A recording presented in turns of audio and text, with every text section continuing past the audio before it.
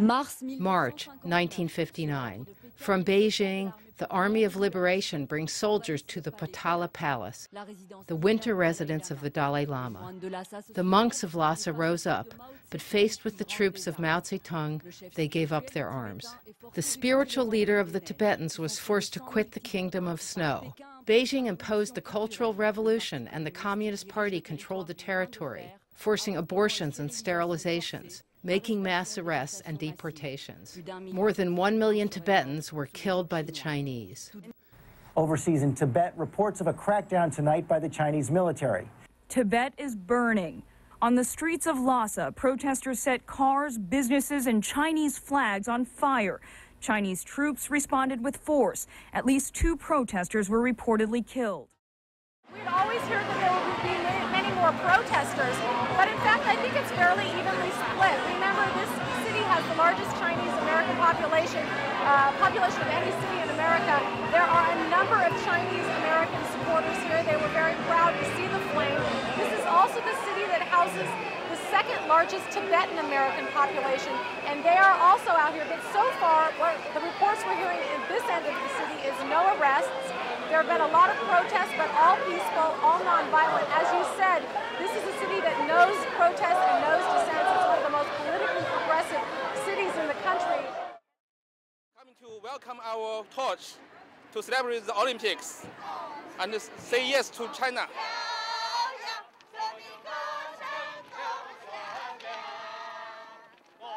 Tibet has always been part of China. It will stay as a part of China forever. We should understand each other because we come from the same country. Based on the history, Tibet is a part of China. We want the world to know what China is doing in Tibet. China occupied Tibet 50 years ago. They had Tibet under their control for 50 years. They neither improved the social condition, nor the economic condition, nor the political stability.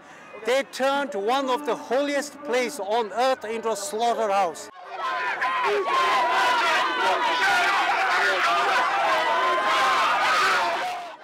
They haven't stopped killing even now. Even as I speak, Tibetans are being imprisoned, Tibetans are being killed. And we want the world to be outraged by this politicized Olympic game. We are marching for the torch relay. We want to show our support to Beijing Olympics. This is a peaceful Olympic. This is an Olympic for the world, not political. The whole thing is, it is a very peaceful protest. Our main objective is to reach a media, good, information to the citizens of the world, and let them know what has happened in Tibet. We're doing this today because people in China can't do this.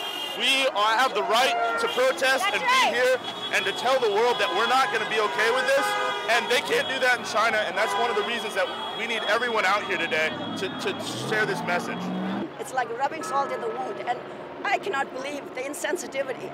But would any other country in the world, while a quarter of its territory is in lockdown, be pretending that nothing is happening? And why would anybody pretend like they can show happy faces and all is well in China? So far, they have not mentioned one Tibetan death from the protests. They only mention a few Chinese civilians killed, and for which we are very sorry.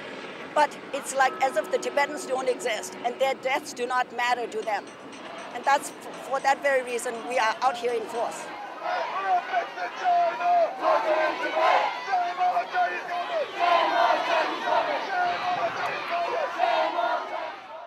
We use the Olympics to improve Chinese human rights, to open China to the world.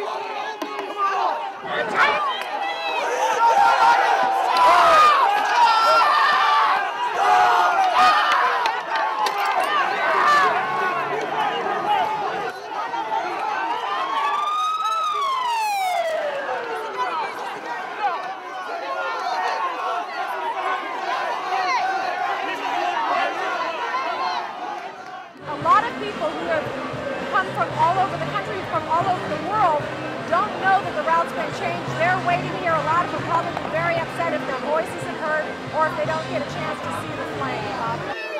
What we want! Tibet belongs to!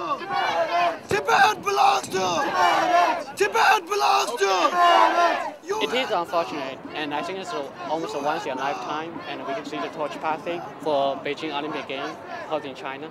And but I think we came here more for show our voice, and I don't think the voice was heard in London or in Paris, and I think it deserves to be heard. I mean, I respect the other side of the opinion, but I think the media should also show the objectivity and should show the Chinese voice. And I think the voices are very different, and you can see the people, why so many people gather around here.